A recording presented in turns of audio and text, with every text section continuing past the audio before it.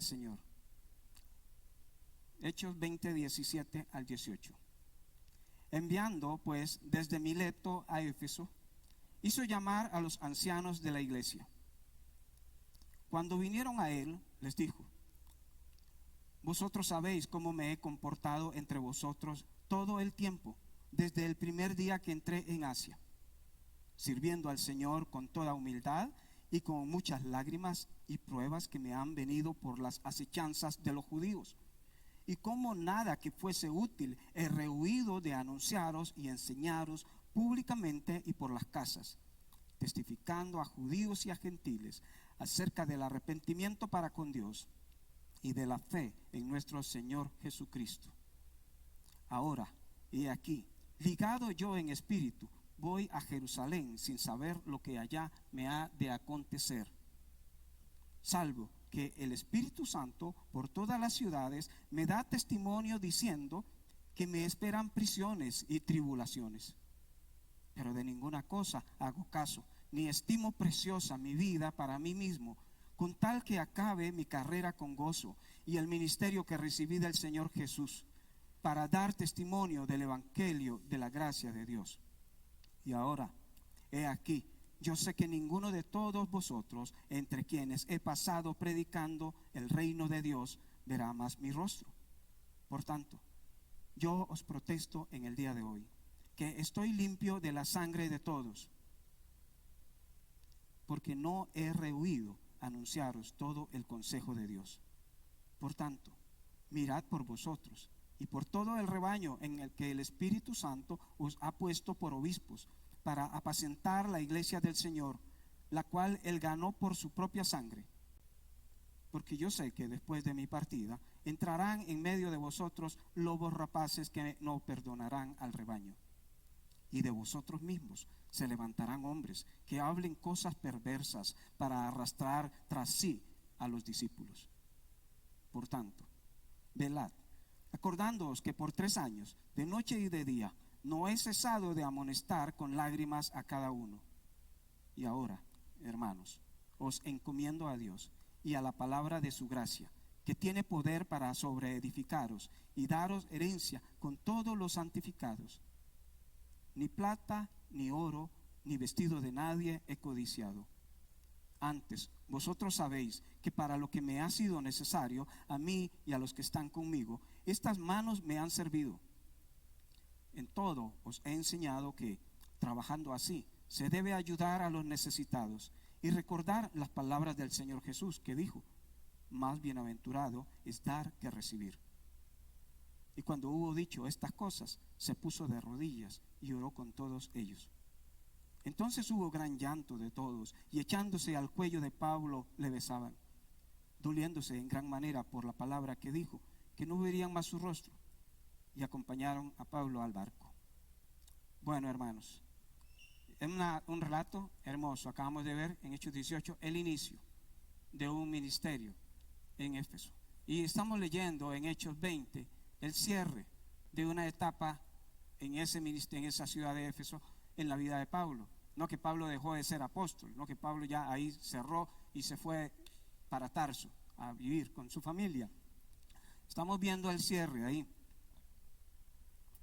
de un ministerio en una iglesia local. Y uno se preguntaría, ¿por qué Pablo específicamente escogió esa iglesia para escribirle estas palabras? Si él fundó tantas iglesias en todas las 7 ciudades que se mencionan en Asia Menor, en Acaya, en Corinto, en Macedonia, tantas iglesias que fundó Pablo, pero al cierre hay una especial, bueno, es de las últimas que él ha fundado, pero una especial que dice que cuando está en Mileto, viene de la región de Grecia, Turquía, Macedonia, hoy, viene en su barquito bajando ahí a la orilla de la costa en medio de un montón de islas, y cuando llega a un puerto ahí, decide desde una ciudad que se llama Mileto mandar una persona para decirle a los hermanos de la iglesia que está en Éfeso, a unos 50 kilómetros: háganme el favor y vienen un momentito.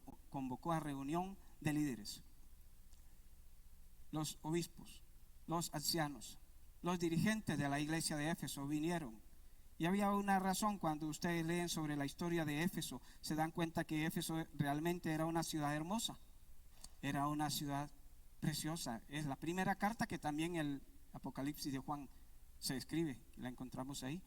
Una iglesia que para los años de Juan había olvidado, ¿qué había olvidado?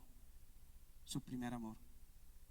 Una iglesia que en la época de Juan caminaba bien, pero ya era por costumbre, no por amor. Es como cuando uno se acostumbra a que hay que llevar la comida a la casa, pero no siente amor por la esposa ni por los hijos, pero es la costumbre, hay que hacerlo.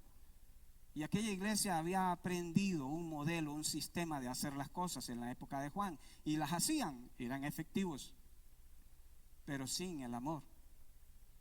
Y bueno, estamos hablando muchos años después, pero una iglesia que venía aprendiendo desde el inicio con Aquila, con Priscila, con Apolos, con Pablo, y luego Timoteo, que le dice a Pablo, le dice a Timoteo: te rogué que te quedases en Éfeso para que pongas en orden algunas cosas, porque ya en esos días habían problemas en la iglesia de Éfeso, y de eso prediqué hace poco. Entonces, una iglesia con grandes obreros, grandes pastores. Pablo toma el momento para dar unas palabras, y con mucha vergüenza casi y humildad, yo estoy tomando este pasaje para expresarles también mi corazón y mi salida de esta iglesia. Y en lo absoluto me podría comparar jamás con un siervo de estos, pero al menos quisiera ser honesto con ustedes y expresarles lo que hay también en mi corazón al hacer el cierre del ministerio en esta iglesia en este año, a finales de diciembre. Pablo manda a llamar a los ancianos y les dice, lo primero que les dice es que recuerden algunas cosas. Primero les dice: recuerden cómo me he comportado entre ustedes. Les está hablando de su conducta. Y más que hablar de mí, yo quisiera exaltar al Señor Jesucristo, porque a Él es al que vinimos a adorar y a exaltar. Y Pablo le recuerda a los hermanos: recuerden cómo me he comportado. Bueno, Pablo estuvo en Éfeso ¿cuánto tiempo? 3 años.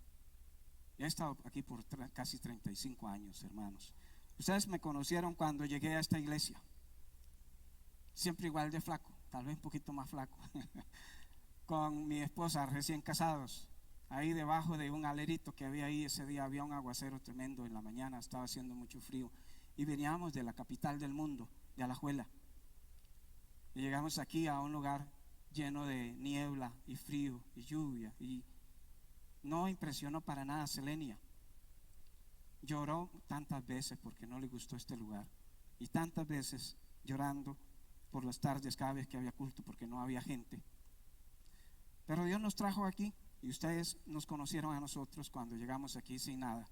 Nos tuvieron preparada esta casita que está aquí, y unos hermanos habían donado 3 silloncitos pequeños, y traíamos una cocinita de 3 discos que la compramos en la oferta del mundial a finales de los 90 por ahí, y una guitarra que se me cayó bajando el bendito trastero que teníamos, que era lo único. Pero ustedes nos conocieron cuando llegamos, recién casados, sin nada, y han conocido nuestra conducta. Espero que nunca los hayamos lastimado voluntariamente, y si en algún momento les hemos dicho algo grosero, les pedimos perdón, pero ustedes pueden hablar más de mí de lo que yo puedo decir. Así que Pablo le recuerda a los hermanos: ustedes saben cómo me he comportado en Éfeso. Cuando Pablo estuvo en Éfeso fue tremendo. Lo corrieron de la sinagoga, y luego en Éfeso se arma un alboroto y lo quieren linchar a él y a sus amigos. Las autoridades le dicen: Pablo, no salga, quédese ahí. Y Pablo se resguarda ahí por consejo. Pero Pablo le dice a los hermanos: cuando tenemos un pastor, hermanos, tenemos que evaluar su forma de vida, su conducta, cómo ha sido o cómo es. Y cuando vayan a tener un pastor, no es solamente por el verbo, la palabra que tiene y lo que les puede decir un domingo o 2 domingos en un sermón. Tenemos que conocer su vida. ¿Qué opinan, al menos donde ha estado? ¿Cuál es su trayectoria? Si eso no lo obvia el mundo secular cuando van a contratar un ejecutivo y les piden su currículum y su historial, mucho menos los hijos de Dios, deberíamos de obviar eso. Necesitamos conocer la conducta de la persona que nos quiere guiar o el que nos guía. Y Pablo también les recuerda ahí, no solamente les dice que recuerden cómo se ha comportado, pero les recuerda cómo ha servido él al Señor. Pablo dice ahí en el versículo 19 que él ha servido al Señor con humildad, con lágrimas, en medio de pruebas y asechanzas que le han puesto los judíos. Pablo tenía la capacidad de poder imponer su personalidad, lo que él era. Un hombre que hablaba varios idiomas, una persona que se podía rozar con reyes y conversar con ellos de tú a tú, con Berenice y con cualquier otro. No le temblaban las piernas como me podrían temblar a mí si me tengo que presentar ante una persona muy importante. Pero Pablo había aprendido desde niño, había estudiado, se había preparado de la mejor manera y podría hablar en hebreo, y podía hablar el griego, podía hablar el arameo y quién sabe cuántas lenguas más, porque quería ir a España. A la de menos hablaba el latín. Entonces Pablo no tenía razón para humillarse cuando habla de los cristianos en Corinto. No son muchos los inteligentes, prácticamente le dicen, no son muchos los estudiados. Ustedes saben que Dios está usando lo más bajo, dice Pablo, lo que la gente desecha, pero eso que la gente desecha, Dios lo exalta. Y Pablo supo bajarse, y él dice, he servido con humildad y con lágrimas. Una persona tan capaz como Pablo, llorando.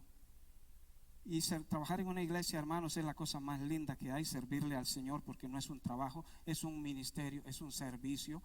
Si el pastor cree que eso es un trabajo, está perdido, porque esto no es trabajar, esto es servir, es amar a Dios y es ponerle al servicio del Señor lo que Él nos da. Y al servir al Señor, evidentemente un pastor que se dedica a servir, a alguien le tiene que dar comida, y serán a los que le servimos los que nos tienen que alimentar. Pero Pablo dice que él servía con humildad y con lágrimas. ¿Cuántas veces se llora en una iglesia? Bueno, conforme me he ido haciendo más viejo y el pelo se me ha ido haciendo más blanco, me he hecho más llorón también. Entonces más jovencillo era más duro, más, digamos, no más frío, pero era más duro, podía retener y controlar más mis emociones. Pero sabe, hermano, que se llora mucho.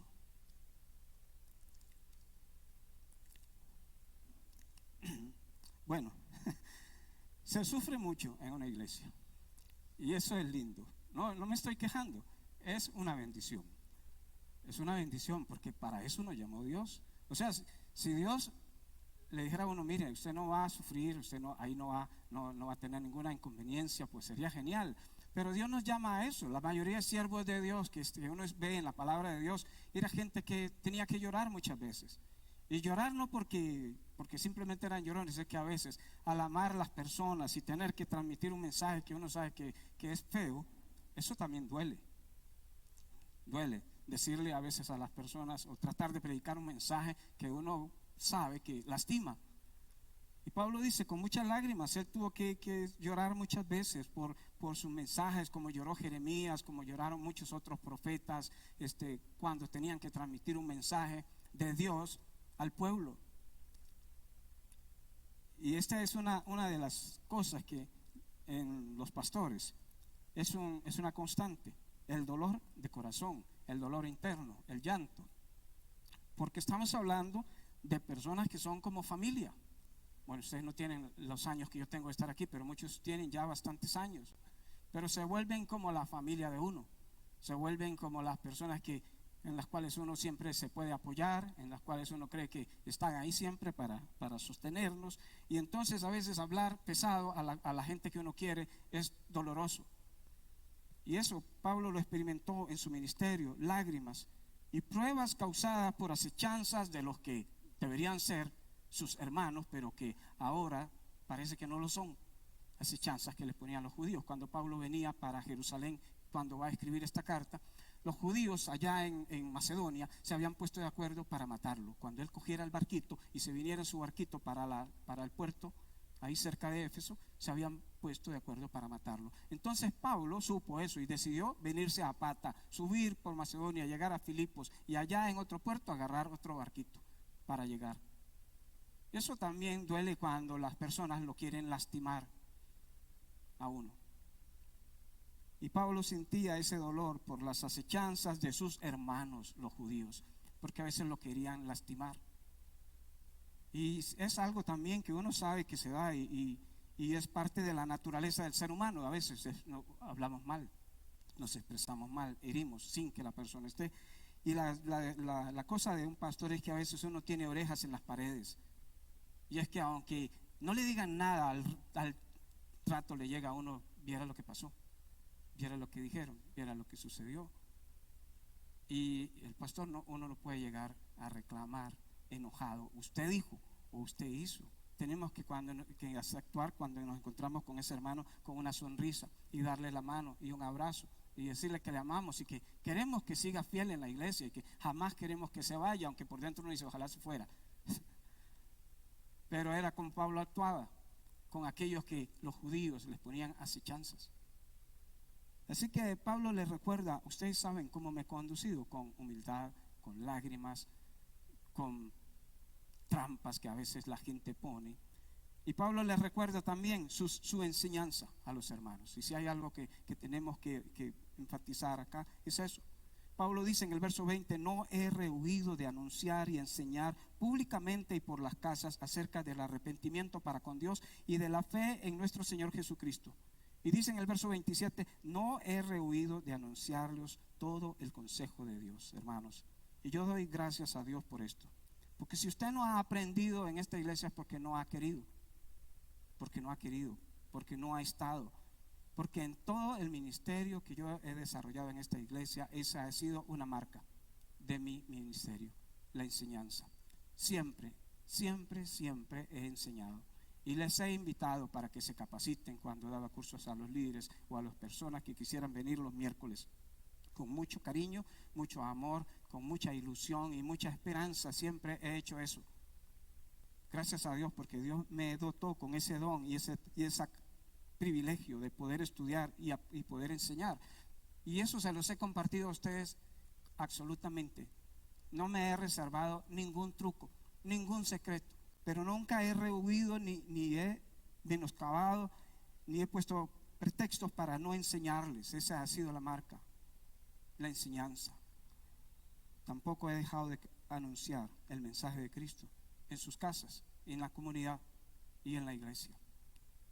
Así que Pablo les recuerda a ellos. ¿Por qué Pablo les tiene que recordar a ellos acerca de su vida? ¿Por qué él tiene que decirles, recuérdense de mi conducta, recuerden el ministerio, cómo lo he desarrollado, recuerden el esfuerzo que he hecho para enseñarles? ¿Por qué? Porque tenemos mente corta. Porque al otro día ya hemos olvidado. Ya olvidaron a Pablo con Timoteo, olvidaron a Pablo con Juan, y se nos olvida. Pero hay que recordar, y hay que recordar lo que el Señor hace. Mi oración es que cuando usted mire para atrás, no vea perfección, pero vea fidelidad. Vea a alguien que buscó honrar a Cristo con ustedes. No he sido perfecto. Ay, cuántos errores he cometido, hermanos. Entonces la lista por ahí la pueden tener algunos. Inmensa cantidad de errores, de fracasos. Mis mejores errores los he cometido con ustedes en el ministerio. Ustedes han sido la iglesia de 30 y resto de años. Todas mis metidas de patas, ustedes las han conocido. Pero también siempre lo he hecho con la mejor intención de servirle al Señor, de agradarle al Rey, de hacer las cosas para honra de Él y no para beneficio de nadie. Pablo les dice que recuerden su obediencia y que la obediencia supera el miedo. Dice el versículo 22 de este pasaje que hemos leído. Dice de esta manera: ahora, he aquí, ligado yo en espíritu, voy a Jerusalén sin saber lo que allá me ha de acontecer. Sino que salvo que el Espíritu Santo por todas las ciudades me da testimonio diciendo que me esperan. ¿Qué le espera a Pablo después de salir de ahí? Prisiones y tribulaciones. Eso es lo único que él sabe. Dice, pero no hago caso de eso. Eso no es mi motivación. No estimo preciosa mi vida para mí mismo. Porque yo lo que quiero, dice Pablo, es acabar mi carrera con gozo y el ministerio que recibí del Señor para dar testimonio del Evangelio, de la gracia de Dios. Siempre la obediencia debe superar el miedo. A veces uno no obedece porque le da miedo. Y algunos de ustedes tal vez se preguntan, ¿por qué se va el pastor? Ay, ¿por qué se va el pastor? Y tienen una interrogante en su corazón pensando, algo pasó, algo sucedió. Pero hermanos, esta decisión no es sencilla, no me ha sido fácil. Y es posible que la tomé en un momento en una reunión ahí, que estábamos conversando algunas cosas, pero no fue una decisión de momento, de carácter alterado. Es una decisión que desde hace ya un par de años o más viene rondando en mi mente y martillando mi corazón y mi cabeza, y que muchas veces la he conversado con Selenia, y muchas veces en el pasado le he dicho, Macha, ya tengo que irme, ya tengo que irme, ya tengo que irme. Pero no es fácil irse de donde uno está feliz y uno está cómodo y uno se siente amado. No es sencillo. No me voy porque alguien me lastimó o me hizo algo o me hirieron o me han maltratado. Todo lo contrario, siempre me han bendecido ustedes, siempre me han querido, siempre me han cuidado, siempre han estado cerca de mí. Pero tengo que irme, hermanos, porque el Señor lo ha venido diciendo y diciendo y diciendo, y yo no puedo darle más larga, porque vieras que incómodo también estar donde uno sabe que ya no debe de estar. Y yo les he dicho cómo llegué aquí. Yo vine aquí porque Dios me trajo, pero Dios nos trajo aquí. Me trajo mucho antes de que cualquier persona de los que están aquí hubiesen llegado. Me trajo un día cuando no había culto, cuando no había nada, y entré por esa puerta y sentí ahí, nadie pensó en mí, nadie andaba buscando a Adolfo, pero ese día yo sentí cuando entré a una casa acá, que Dios me dijo, usted es el pastor de aquí. Y me quedé callado porque era una locura pensar y decirle a la gente que estaba interesada en tener un pastor aquí, yo soy. Y siempre he dicho que el día que me vaya, quiero saber que Dios me está diciendo, ya, váyase, váyase. Y eso lo he venido sintiendo ya hace varios años. Entonces no me voy porque me peleé con alguien. No, me voy porque el Señor lo ha dicho. Y dice Pablo que él se fue de ahí, lo llevaba el espíritu amarrado. Dice, ligado en el espíritu. Ligado en espíritu, voy a Jerusalén. Esa expresión quiere decir que el espíritu lo tenía atrapado a él. Pablo no sabía, Pablo tenía en su mente ir a Jerusalén y después ir a Roma. Lo que no sabía era cómo iba a ser ese proceso para ir a Roma. Y ahora se encuentra atrapado, es el espíritu que lo lleva. No quiero ir a Éfeso porque me van a atrasar allá. Si voy a Éfeso, la iglesia me retiene y es tal que me convence que me quede, y me quedo. Y los manda a llamar desde Mileto. Y se siente amarrado, atrapado por el espíritu, y lo único que sabe es que le esperan días difíciles. Y hermano, yo no sé qué hay. El 1 de enero yo no sé qué va a ser. Bueno, el 1 de enero es feriado, 2 de enero. Si usted me pregunta, pastor, ¿a dónde va? Más de uno me ha preguntado, pastor, ¿a dónde va? Los pastores con los que me reúno me dicen, ¿y usted ahora qué va a hacer? Y yo les dije, la menos les caigo a la iglesia un domingo ahí, porque no sé, no tengo nada, no voy para nada, no tengo nada, pero Dios me dijo que saliera. Y yo no sé para dónde voy. Sí, he estado orando y he estado escuchando, y cuando me reúno con personas y hablo con gente, yo escucho, y a veces pequeñas centellas se me vienen y las anoto. Pero Dios no me ha dicho. Gracias a Dios yo no he sentido que me esperan prisiones ni tribulaciones. Pero no sé qué queda. Pero sí sé que tengo que obedecer, hermanos. A veces Dios nos pide cosas para hacer que no son del todo agradables para uno. Así que Pablo lo único que quiere es, dice en el versículo 24, acabar la carrera con gozo. Y no puedo acabar la carrera con gozo si no le hago caso al Señor. No puedo terminar con gozo si yo no obedezco lo que Él dice. La desobediencia trae dolor, pero la obediencia trae gozo. Y Pablo dice, yo quiero acabar mi carrera con gozo. El ministerio que recibí del Señor Jesús. Yo recibí esto del Señor Jesús siendo un niño. O sea, también les he contado esa experiencia. Crecí en la iglesia literalmente. Y de niño tenía en mi corazón que un día yo iba a estar acá, en la iglesia donde estaba. Yo quiero terminar con la misma ilusión del Wililla, que pensó eso cuando tenía 5 o 6 años y quería estar allá con ese mismo gozo. Quiero terminar las cosas bien. No sé cómo van a terminar. Si terminarlas bien será dejar todo tirado y no sé qué va a pasar. Pablo está pensando en terminar su carrera con gozo, pero lo llevan a Punta Chilillo. Cuando llegó a Jerusalén lo golpearon, casi lo matan. y lo tuvieron en prisión mucho tiempo. Y cuando fue a Roma, iba como prisionero, el barco se hunde, lo quieren matar porque era la ira de los dioses que había que destruir a esos hombres. Milagrosamente Dios lo salva, llega a la isla y lo muerde una serpiente. Sí, pero él quería terminar con gozo, sin saber lo que viene. No sé qué viene, pero queremos terminar la carrera con gozo. La obediencia nos lleva a veces a lo desconocido. Y qué bueno, porque no sé qué viene, pero ¿sabe quién guía los pasos míos? El Señor. ¿Y quién guía sus pasos? No sabemos a veces qué viene, pero el Señor va adelante. Como le dijo Moisés al Señor, si su presencia no va conmigo, no me saque de aquí. Y yo sé que el Señor va adelante, Él va al frente. Y Pablo les hace una advertencia a los hermanos. Esta es una palabra profética de Pablo. Rara vez alguien menciona esto, pero Pablo está hablando proféticamente, le está hablando a la iglesia de hoy, le hablaba a la iglesia de aquel día, pero también le habla a la iglesia del futuro, de lo que sucede cuando un pastor sale de una iglesia y de los cuidados que la iglesia debe de tener. Pablo le dice en el versículo 28 a la iglesia: mirad por vosotros. Este es un mandato, mirad, es un imperativo, es una orden. No es póngase vivo cuando pueda, es mirar. Y no es estar viendo, es estar atento, es estar muy sensible a las cosas que se están dando en la iglesia cuando no hay un pastor. Mirad por vosotros. O sea, aquí cada quien cuidándolo de todos. Mirad por vosotros. Y en especial por todo el rebaño. Porque eso es lo que somos, rebaño de Dios. No es el rebaño de Adolfo, no es mi rebaño.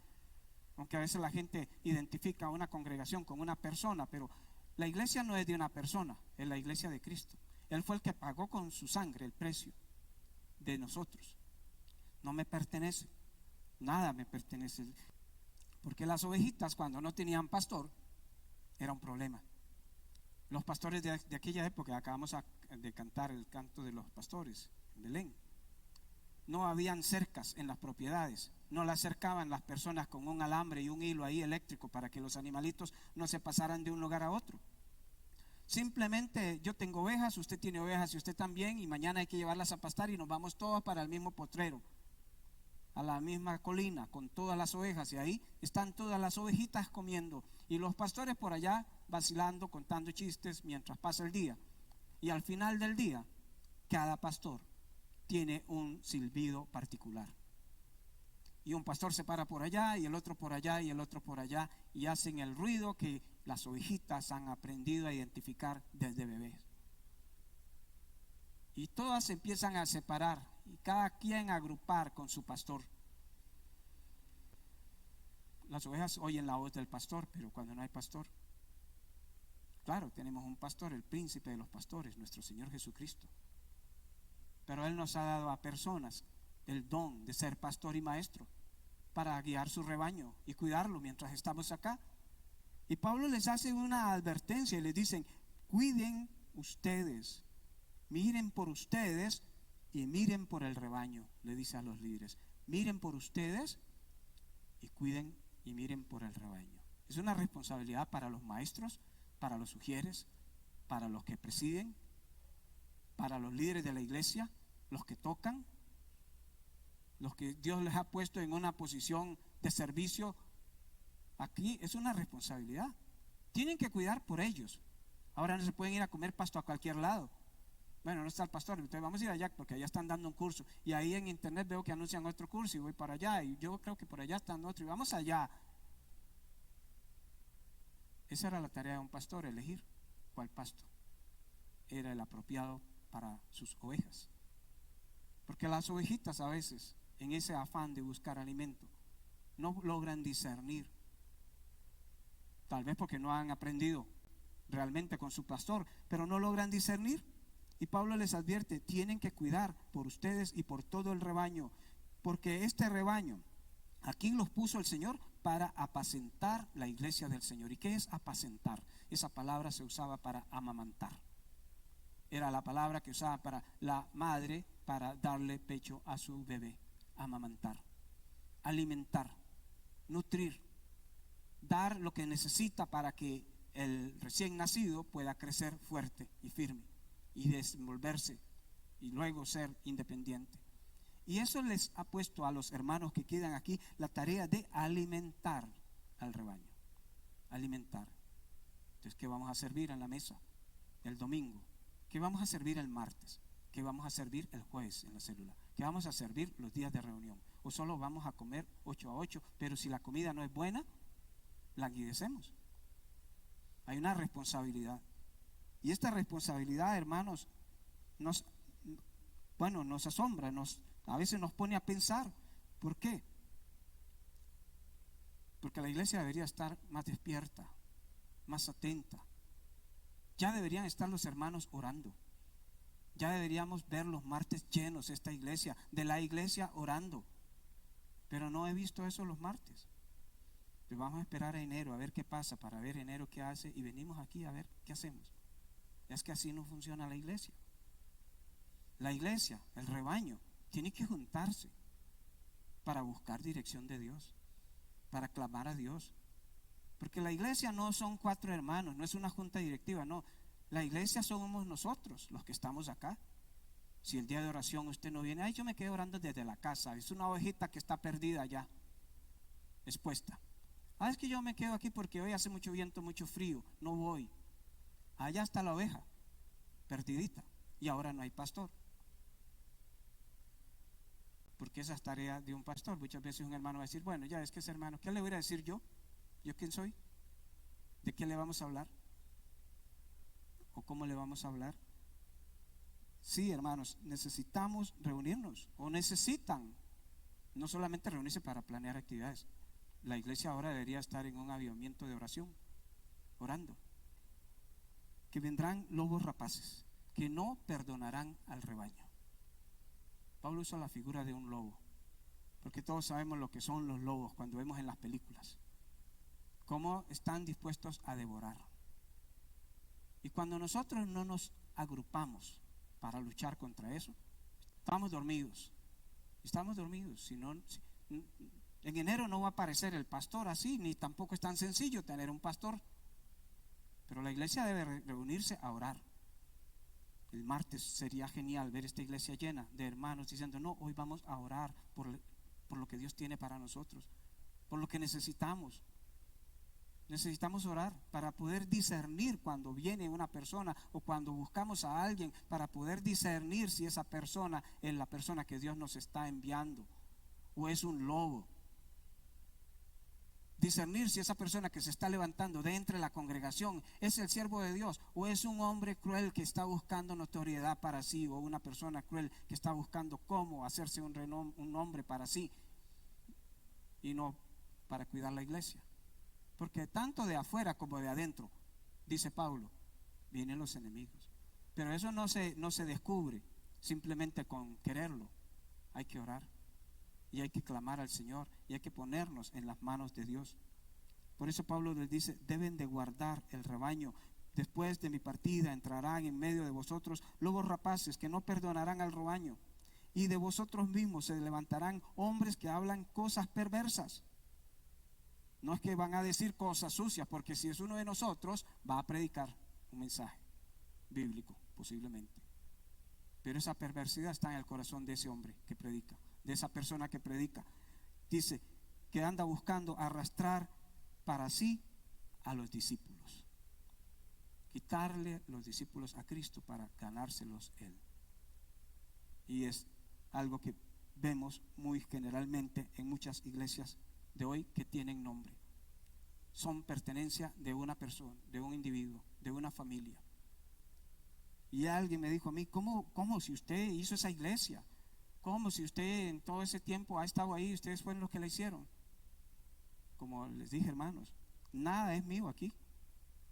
Fue un servicio que el Señor me mandó a realizar, que me ha costado lágrimas, que me ha costado mucho dolor muchas veces, pero lo he hecho con todo su cariño, con todo el cariño de Dios, con mucha humildad, porque es un servicio. Pero hay que cuidar lo que Dios hizo por este tiempo, estos años atrás. Hay que cuidar esto, y eso no lo cuida la junta directiva, eso lo cuida la iglesia. eso lo cuida la iglesia, el rebaño de Dios, tiene que cuidarlo. Así que concluyo ya casi con esto. ¿Qué dice Pablo? ¿Cuál era su motivación para servir? Versículo 33. Ni plata, ni oro, ni vestido de nadie he codiciado. ¿Sabe, hermanos? Estaba sacando cuentas ayer. Ya casi me voy como vine, limpio. Bueno, limpio no. Dios me ha bendecido increíblemente estando con ustedes. Ustedes se dan cuenta que Dios me ha bendecido. Cuando llegamos no teníamos nada, pero hoy somos ricos. Tenemos una casa, tengo hijos, tengo una esposa que ha permanecido conmigo todo este tiempo. Dios nos ha bendecido con un vehículo. Y tenemos un perro maravilloso que no soporta a nadie. Sí, Dios nos ha bendecido. Pero económicamente me voy como vine, de la misma manera. Dios me trajo de esa forma y Dios me lleva de la misma manera. Y me voy igual de gozoso, igual de ilusionado, porque sigo ilusionado pensando que Dios tiene algo muy grande y muy hermoso y algo especial para mi vida mañana. Y usted debe creer que Dios tiene lo mejor y lo más grande y lo más hermoso para esta iglesia mañana. No es que Dios me lleva a mí para darme cosas grandes y ustedes me los va a dejar así. Es que esta es la iglesia de Dios, es el rebaño de Dios. Y Él no va a descuidar su iglesia. Dios no va a quitarle algo a una iglesia para lastimarla. Cuando Dios toma algo de un rebaño es porque tiene algo mejor, es porque tiene promesas más grandes, es porque Dios lo va a llevar eso a algo superior, a algo más allá. Y tenemos que creer eso del Señor, que Él nos quiere llevar un paso más allá. Y necesita que moverme para dar ese paso, porque tiene planes con mi vida. Nunca me codicié ni plata ni oro. Tuve, como cualquier pastor, la oportunidad de hacerme rico con ustedes, si no hubiese sido por mi fidelidad y mis convicciones denominacionales y del Señor. Pero gracias a Dios, hermanos, que los puedo mirar a los ojos. Nunca he codiciado una moneda, un centavo, nada de la iglesia. Porque cuando he ocupado, Dios me ha dado mucho más allá de lo que yo quizás he pensado. Así que siempre, por muchos años, aunque ustedes quizás muchos no lo saben, fui bivocacional. Yo estudié administración, fui profesor muchos años en el seminario, trabajé con una organización misionera norteamericana por muchos años. Y todos esos años fueron la bendición de Dios mientras la iglesia crecía y podía sostenerme luego cuando fui pastor. Pero qué bendición, gracias a Dios, porque Dios me proveyó también capacidades especiales para sostenerme cuando la iglesia no podía. Y eso me hace sentir feliz. Así es que, hermanos, ahora quisiera encomendarlos al Señor y a su palabra de gracia, porque Él tiene poder para sobreedificar esta iglesia y para darles herencia mucho más allá con todos los santificados. Y eso es lo que Pablo le dijo a la iglesia, y eso es lo que debemos hoy escuchar del Señor. Encomendarnos a Dios y a su palabra de gracia, porque esto tiene poder para sobreedificar. Tenemos que seguir edificando más. No podemos dejar de soñar y creer, ya estamos bien, ya gracias a Dios tenemos esto y nos conformamos con esto. No, hermanos, la iglesia del Señor primero nunca se puede detener, siempre debe de avanzar. Y avanzar en todos los sentidos, alcanzando la comunidad con el Evangelio de Cristo, pero también ampliando nuestros espacios para servirle a la gente que alcanzamos, para prepararlos, para enviarlos, para que sigan siendo siervos de Dios. Así que cuando Pablo dijo aquellos, fue tremendo. Y Pablo se puso de rodillas para orar con todos. Y quisiera esta mañana pedirles que me acompañen en una oración, y si usted se puede arrodillar ahí conmigo, pues nos arrodillamos y oramos juntos. ¿Qué les parece? Arrodíllese ahí y vamos a orar. Oremos. Padre, te damos gracias esta mañana. Gracias por tu palabra y gracias por tu fidelidad todos estos años. Gracias, Señor, porque has sido bueno, no solamente conmigo, sino con la iglesia. Porque nos has bendecido increíblemente. Nos has dado abundancia en todas las áreas del ministerio y de la vida. Nos has provisto, Señor, de las mejores cosas, de las mejores personas, Nos has llenado de dones y talentos a través de los años. Hemos sido testimonio a esta comunidad todos juntos, Señor. Hemos compartido tu palabra con gozo, con alegría. Y hemos visto tu poder obrando en medio de las personas. Y hoy te damos gracias, Señor, por lo que viene, por los siguientes meses, los siguientes años, el tiempo que tú tengas para nosotros. Te damos gracias porque sabemos que tú sigues marchando al frente. Tú sigues siendo nuestro pastor por excelencia, nuestro guía, nuestro maestro, nuestro proveedor. Agradecidos contigo estamos, Señor, y queremos encomendar la iglesia y encomendar mis pasos a tu palabra, a ese evangelio maravilloso que nos lleva de victoria en victoria, Señor. Bendice a la iglesia, bendice el liderazgo, las personas que sirven en los diferentes ministerios.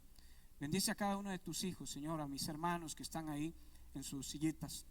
Que tú enciendas esos corazones, Señor, y que pongas tu amor y tu gracia en cada uno para que, comprometidos con la iglesia, Señor, cuiden este lugar, lo mejoren, lo lleven más allá, Señor, de lo que hemos soñado.